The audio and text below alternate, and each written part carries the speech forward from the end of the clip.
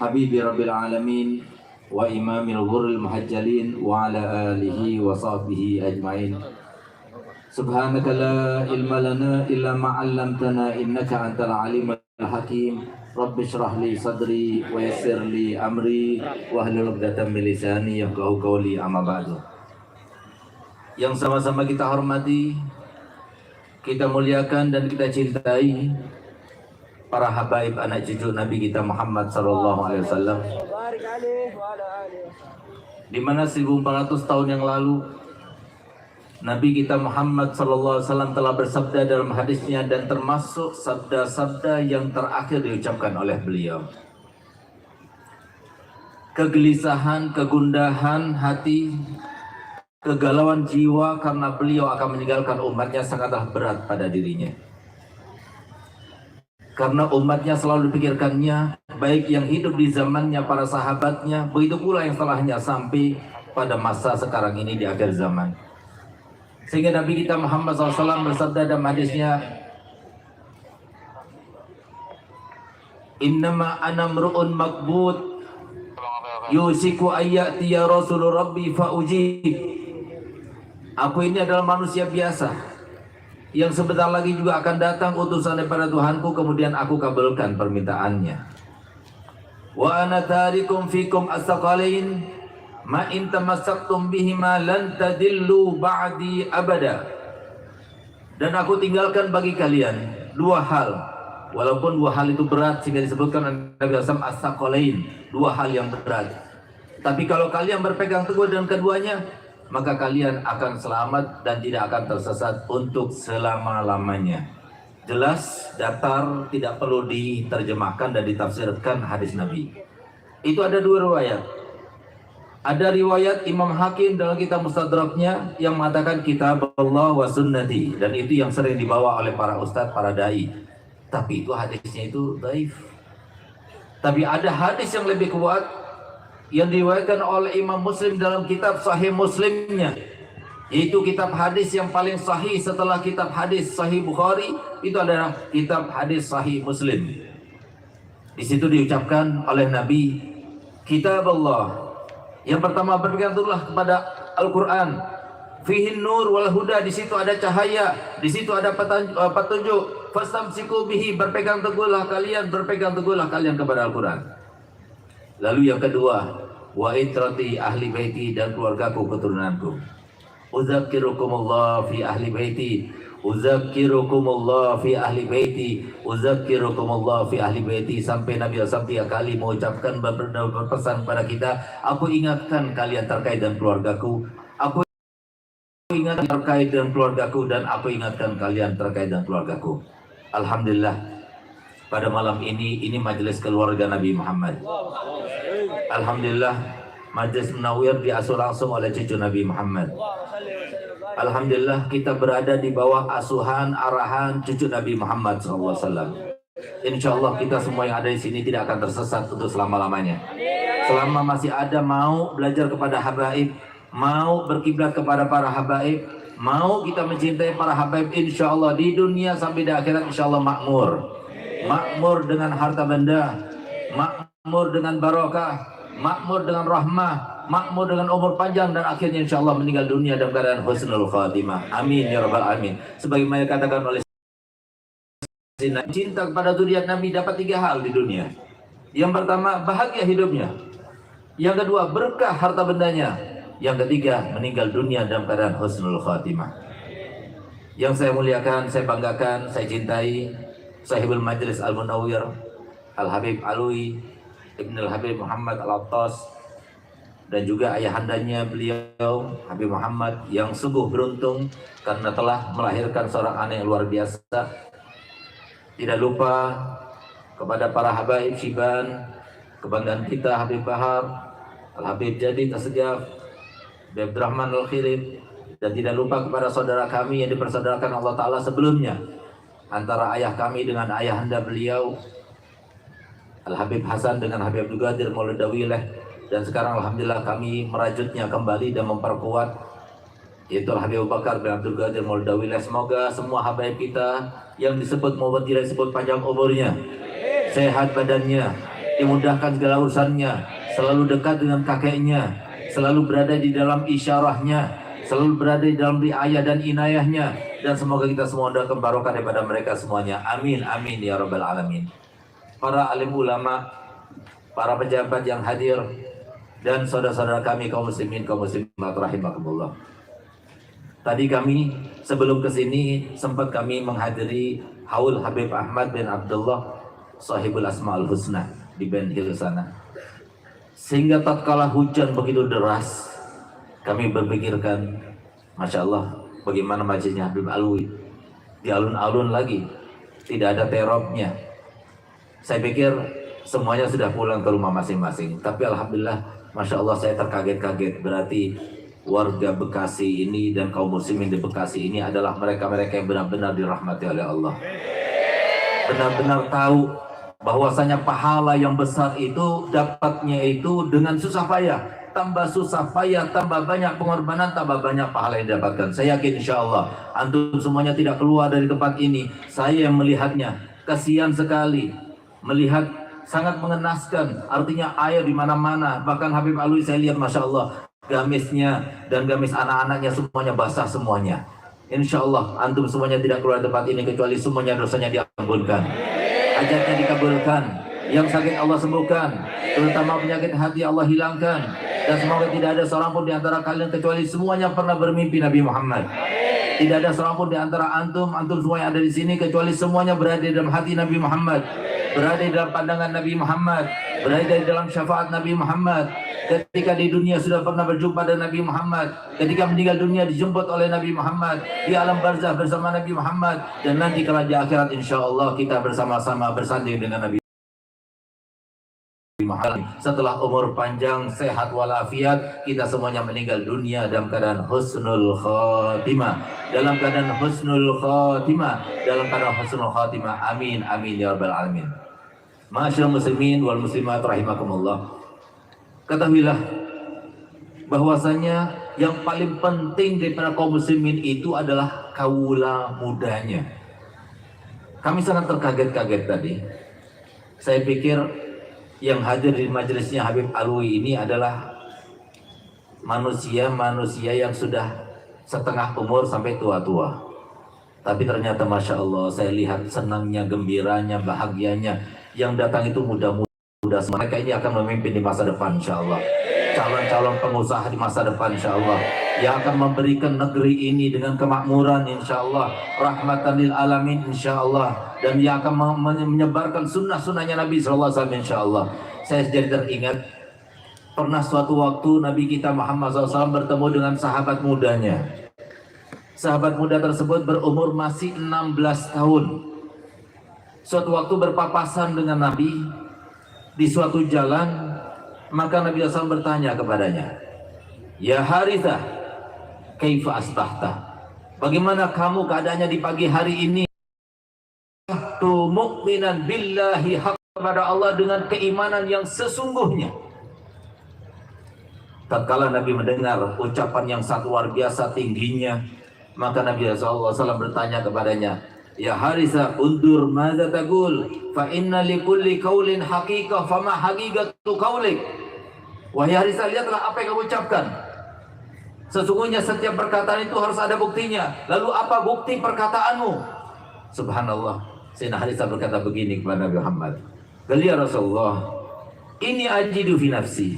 Aku sekarang ini melihat diriku, ka'anni bi arsyir rahmani barizah. Aku memandang yang namanya arsy Allah.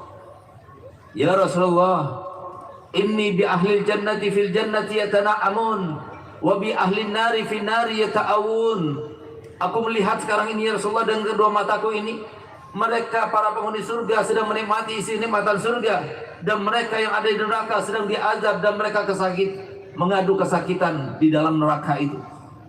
Di dalam pandanganku ya Rasulullah, tidak ada bedanya antara emas dengan bebatuan. Ya Rasulullah, jiwaku ini sangat ingin mendekat kepada Allah SWT dan ingin menjauh daripada dunia dan isinya ini. Subhanallah, gembira Nabi Muhammad. bahagia Nabi Muhammad, dan selalu bahagia Nabi Muhammad kalau sudah terkait dengan umatnya, terkait dengan akhirnya, bukan terkait dengan dunianya, karena dunia ini zailah, dunia ini cuma sebentar, dunia ini sementara, tapi sesungguhnya hakikat yang sesungguhnya adalah akhirat, dan semoga kita termasuk yang jaya di dunianya maupun di akhiratnya. Amin amin ya rabbal alamin. Ditepuk dada Sayyidina Harithah Abdun Nawwarallahu Galbah.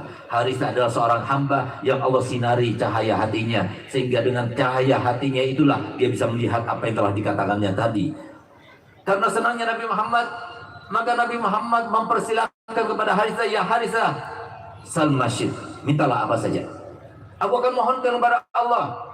Kalau seumpama pada waktu itu Harithah minta kekayaan, Allah akan berikan langsung spontan kekayaan pada saat itu. Kalau Harithah meminta pada saat itu jabatan, Allah akan berikan jabatan langsung pada saat itu. Kalau Harithah minta apapun juga di dunia, maka pada saat itu ketika Nabi yang memintanya, semuanya pasti dikabulkan Allah Ta'ala. Tapi ternyata apa yang diminta oleh Sayyidina Harithah? Jadi Rasulullah, aku harus meminta. Gali ya, mintalah. Kalau begitu ya Rasulullah, ud'uli bisyahadah, mintakan kepada Allah supaya aku mati syahid. Tidak minta harta, tidak minta dunia, tidak minta perempuan, tapi diminta meninggal dalam keadaan syahid. Diangkat tangannya Nabi, Allahumma rzuq li Harithah syahadah, ya Allah berikanlah Harithah syahadah. Tak lama kemudian datanglah waktunya di mana Nabi SAW mengumumkan adanya peperangan Uhud. Maka kemudian Sayyidina Harithah termasuk di dalam barisan yang terdepan di antara tentara-tentara Nabi kita Muhammad SAW. Di saat itu beliau di tangannya masih ada beberapa butir kurma. Pemuda ini yang masih muda, umur 16 tahun, ketika dia akan berperang, dia sempat di tangannya itu ada beberapa butiran kurma. Beliau makan satu biji demi satu biji yang lainnya. Tiba-tiba mendengar arahan daripada Nabi Muhammad untuk meraksak maju untuk menyerang kepada musuhnya. Maka yang namanya kurmanya itu dibuangnya, dan kemudian dia masuk berjuang untuk menyerang kepada musuhnya. Sementara sahabatnya berkata begini, Harithah, habiskan dulu, habiskan kurma itu supaya kamu tambah kuat, energimu tambah. Apa jawaban beliau? Kalau tidak, aku sudah mencium baunya surga di sana. Subhanallah. Kemudian beliau itu dengan gagah beraninya menyerang dan menyerang serta menyerang, dan akhirnya setelah usai peperangan beliau termasuk yang gugur mati dalam keadaan syahid.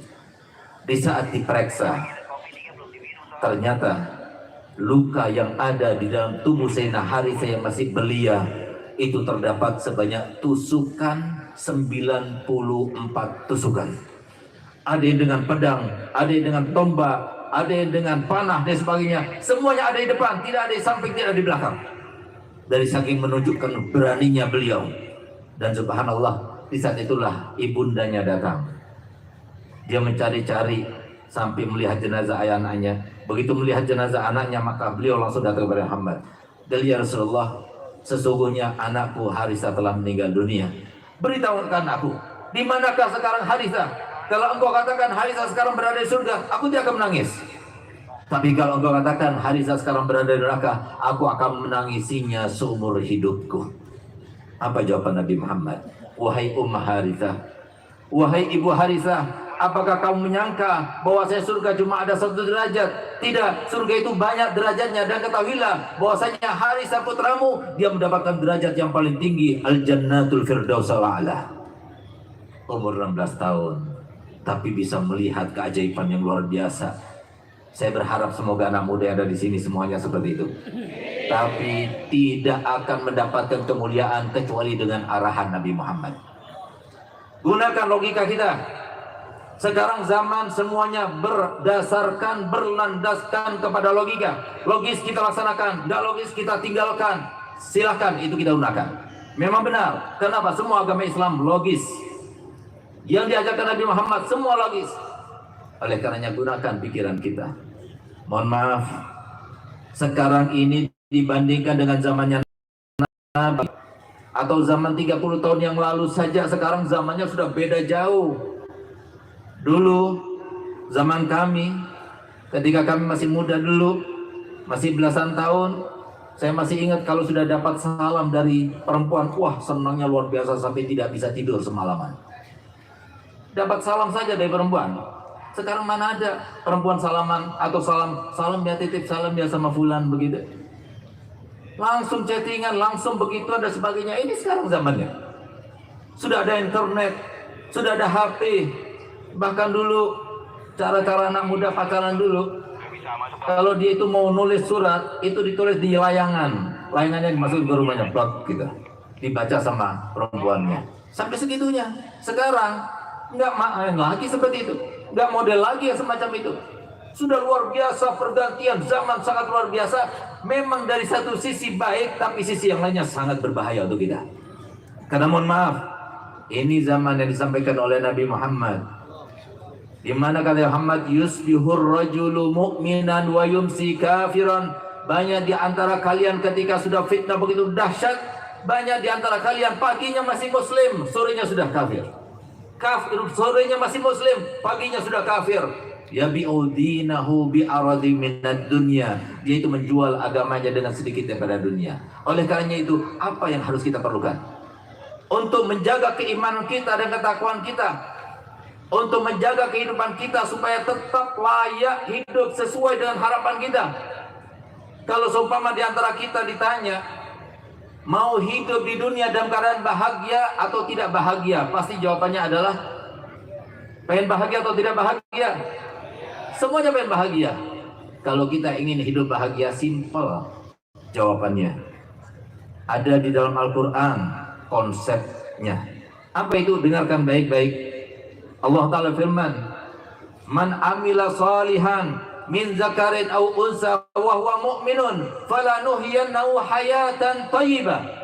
Siapapun di antara kalian, baik laki maupun perempuan, asalkan dilandasi dengan keimanan, maka kami akan berikan kehidupan yang sangat menyamankan di dunia sebelum di akhirat itu nyaman. Sekarang kita lihat, mohon maaf, orang tua yang ada sekarang ini, tanya sama orang tua kalian semuanya, bah, ayah, ibu, bagaimana kehidupan ini? Sangat menyulitkan. Kita lihat bagaimana mereka sulitnya mencari nafkah. Kita lihat mereka bagaimana menghadapi ujian demi ujian dari keluarga, dari tetangga, dari segala macam. Sebagaimana mereka menjalani dan menghadapi itu semuanya, kita juga akan menjalaninya. Cuma kalau kita itu ingat, kalau kita itu menjalankan perintah Nabi kita Muhammad SAW, maka kita akan menjalani kehidupan ini enteng, mudah semuanya, bahagia kita akan menjalankannya. Oleh karenanya, coba lihat saya punya abah, guru daripada para habaib ini, Habib Hasan Baharun, yang mendirikan pondok pesantren Darul Dakwah, di mana beliau itu berpesan kepada kami. Apa kata beliau? Ketika beliau 3 hari sebelum meninggal dunia, salah satu contoh kalau kita ingin mencontoh orang tua mungkin seperti beliau nih, di mana beliau katakan pondok ini dibeli bukan dengan hartanya pondok saja atau donatur saja, tapi ada uangnya Abi di situ. Mobil ini dibeli bukan dengan uangnya donatur, uangnya pondok, semua ada uangnya Abi di situ. Tapi dengarkan ikrarnya Abi. Abi berikrar bahwasanya semua yang Abi miliki di pondok ini maupun di luar pondok ini, Abi wakafkan untuk Allah dan Rasulnya. Sehingga saya punya abah meninggal dunia tanpa mewariskan 1 peser pun warisan. Apa kata saya punya abah? Jangan sampai kalian berpikiran bahwasanya Abi ini adalah orang tua yang jahat, bengis, tidak meninggalkan harta benda waris kepada anak-anaknya. Karena Abi ini tugasnya cuma satu. Bagaimana cara menjadikan anak-anaknya Abi ini soleh dan solihah. Itu tugasnya Abi sebagai orang tua.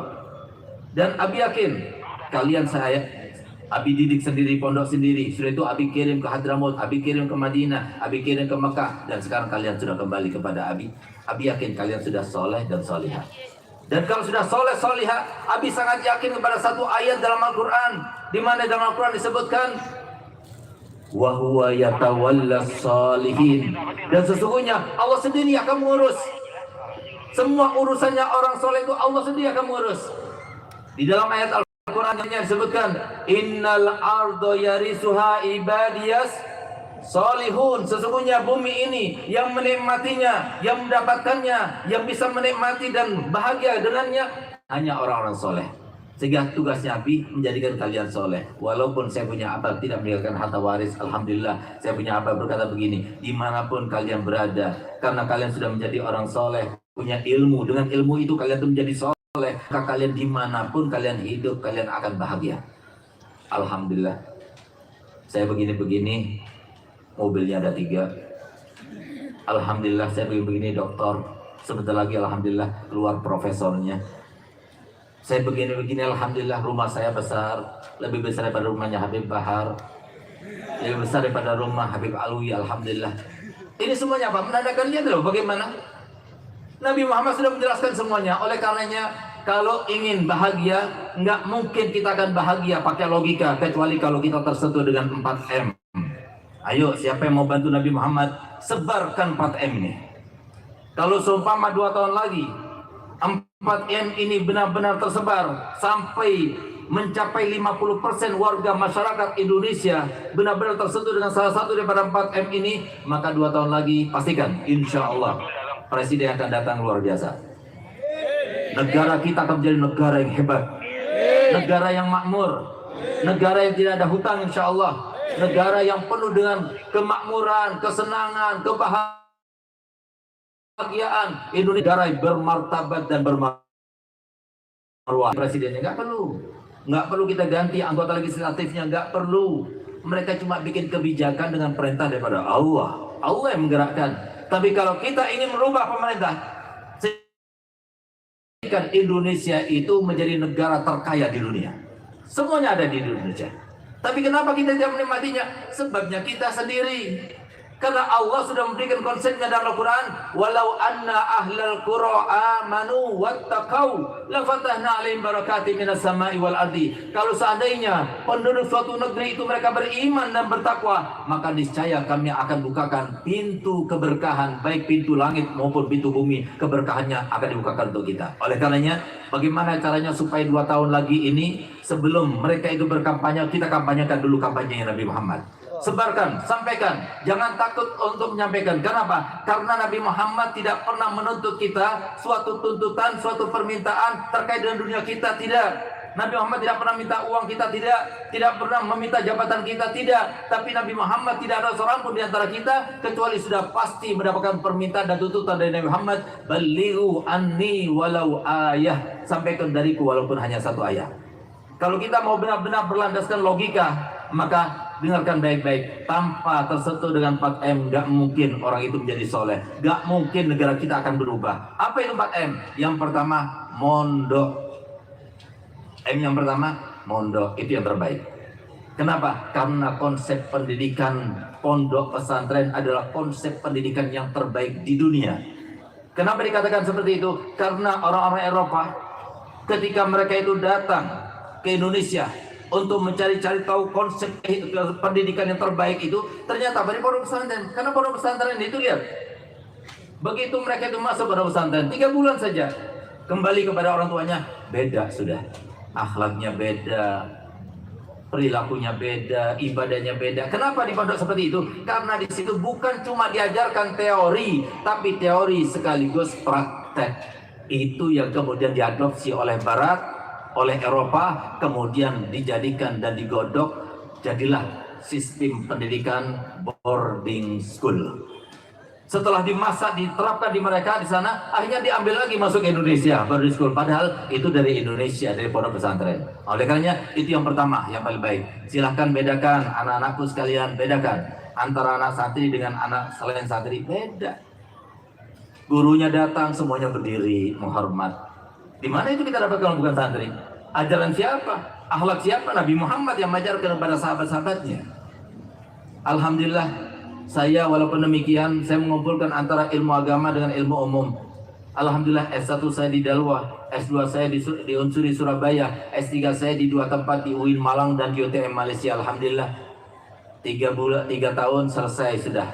Doktor saya di UIN Malang, alhamdulillah. Tapi walaupun demikian, saya setiap selaman bersama kepada ibu saya cium tangannya, saya cium dahinya, saya cium kakinya. Setiap hari saya mencium kaki ibu saya. Kenapa? Itulah andalan saya. Memang benar, saya berdakwah di mana-mana belum tentu diterima. Memang benar saya punya karangan sebanyak 26 karangan yang tersebar di mana-mana, belum tentu ada pahalanya. Memang benar saya punya majelis di mana-mana, di Kalimantan, di mana-mana, belum tentu ada pahalanya. Tapi kalau sudah kita bisa mendapatkan ridho orang tua, pasti Allah ridho kepada kita. Itu adalah kita. Kenapa saya tahu demikian? Karena dari Rasulullah. Guru-guru kami dari mulai Abu Yasin Muhammad Al-Maliki di Makkah, guru kami Al-Habib Zain bin Ibrahim Smith di Madinah, Al-Habib Umar bin Hafid, Habib Salim Chadri, Habib Bakar bin Ali Masyur, semua mengajarkan kita seperti itu. Di antara ajaran mereka dan ajaran saya punya abah, selalu beliau katakan begini, Segar, dari sekarang sampai kamu meninggal, jangan pernah beranjak daripada titik nol. Kenapa? Karena semua yang kamu dapatkan, semua semata-mata datangnya daripada Allah. Bukan karena usahamu, bukan karena upayamu, bukan, tapi semuanya Allah yang memberikan, Allah yang menggerakkan. Sehingga jangan kamu beranjak. Kalau sudah kamu beranjak daripada titik nol, berarti kamu sudah berubah. Berarti kamu tidak bersyukur. Di antara ajarannya juga beliau katakan, Segar, kamu harus sukses untuk melewati konsep kehidupan ini. Apa itu? Jangan pernah merasa lebih baik pada orang lain. Kalau kamu sudah berhasil, dan harus kamu berhasil suatu waktu nanti, kamu pergi kemana-mana enak, tidak ada tuntutan kepada manusia. Kalau kamu dihormati seperti tadi saya dihormati, dimuliakan, saya akan katakan Masya Allah, orang Bekasi itu akhlaknya bagus-bagus. Orang seperti saya dihormati. Tapi kalau semua saya tidak dihormati, saya tidak akan menuntut. Saya akan katakan Masya Allah, padahal saya pakai bajunya Nabi Muhammad, imamnya Nabi Muhammad, tapi tidak dihormati, berarti ini besarnya dosanya saya luar biasa. Tidak ada tuntutan. Ini ajaran daripada ajaran pesantren. Ya kalau kita masuk ke sana, maka kita itu akan merasakan kelezatan pada Quran, kelezatan dalam sholat, kelezatan dalam kita tidak berbohong, takut kita untuk bermaksiat dan sebagainya. Itu. Kalau seumpama nggak bisa, nggak apa-apa. Masih ada M yang kedua. Apa yang kedua? Madin, madrasah diniyah. Silahkan pagi-pagi masukkan anak-anak kita dan pendidikan formal, tapi siang harinya masukkan madrasah diniyah, ada tersebar di mana-mana itu. Nggak bisa juga, ya nggak apa-apa. Ambil M yang ketiga. Apa yang ketiga? M yang ketiga adalah mengaji pada guru ngaji. Nggak bisa juga, ya sudah, masih ada M keempat. Tapi jangan sampai M yang kelima, karena nggak ada lagi M kelima. Ini yang terakhir. Apa itu? Majelis taklim. Alhamdulillah, antum nggak bisa yang pertama, nggak bisa yang kedua, nggak bisa yang ketiga, tapi masih ada Majelis Al-Munawwir.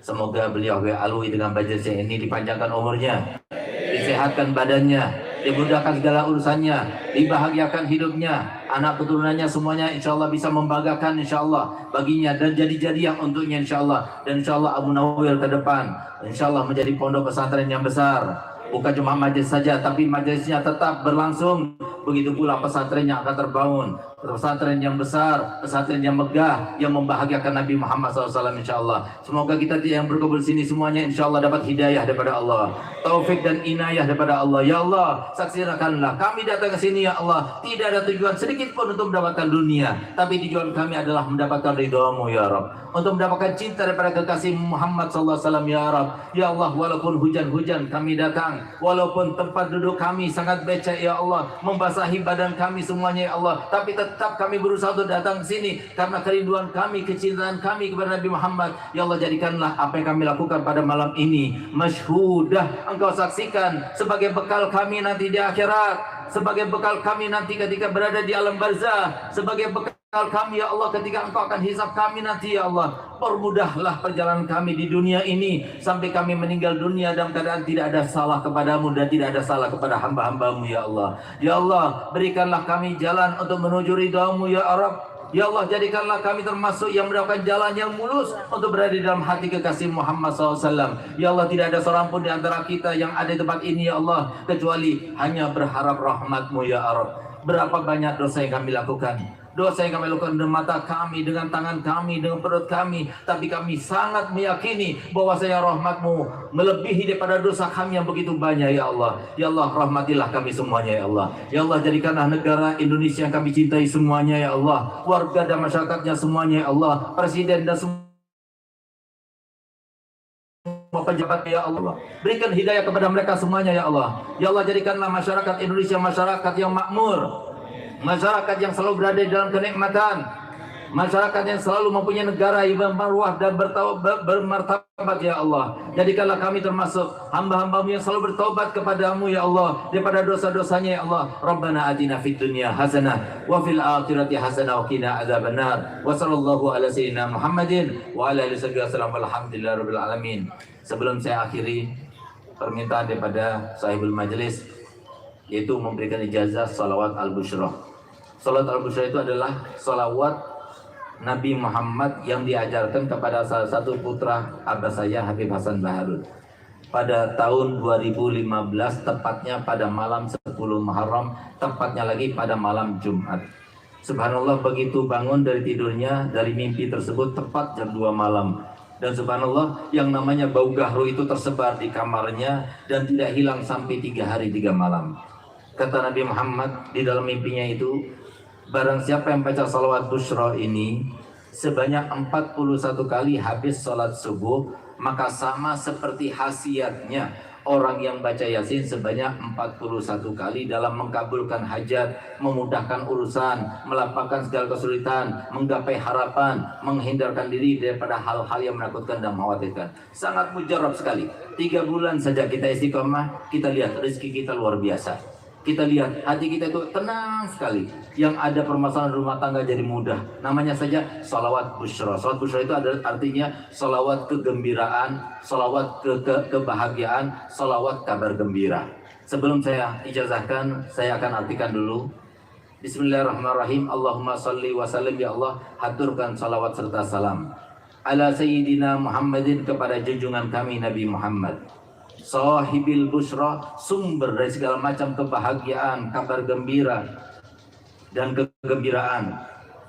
Tubashir salatan tubashiruna biha, salawat yang saya baca ini ya Allah, maksudnya tujuannya tubashiruna biha, engkau bahagiakan kami, engkau berikan kabar gembira kepada kami, wa ahlana, dan semua keluarga kami, wa auladana, dan semua anak-anak keturunan kami, wa jami'a masyaikhina wa muallimina, dan semua guru-guru kami, wa talabatana wa talibatina, dan semua santri serta santriwati kami, min yaumina hadza, dari hari ini kau bahagiakan kami, ila yaumil akhirah, sampai hari akhirat nanti. Ayo sama-sama ikuti saya. Kemudian saya akan ijazahkan pada antum semuanya. Bismillahirrahmanirrahim. Allahumma salli wa sallim ala Sayyidina Muhammadin sahibil Busyra salatan tubashiruna biha wa ahlana wa auladana wa jami'a masyaikhina wa muallimina wa talabatana wa talibatina min yaumina hadza ila yaumil akhirah. Kalau bacanya benar seperti yang saya baca tadi, maka antum semuanya ada di sini, yang offline maupun yang online semuanya saya ijazahkan untuk membacanya, dan saya ijazahkan untuk memberikan ijazah kepada yang lainnya. Silahkan disebarkan karena saat ini mujarab sekali, luar biasa. Hampir setiap hari selalu ada penyaksian orang-orang yang menggunakannya dan mengamalkannya dengan keajaiban demi keajaiban. Maka saya ijazahkan untuk semuanya untuk membacanya, dan saya ijazahkan untuk memberikan ijazah kepada yang lainnya. Ayo sama-sama kita jawab, saya terima ijazahnya Habib. Kurang lebihnya saya mohon maaf. Wabillahi taufiq wa hidayah. Wassalamualaikum warahmatullahi wabarakatuh.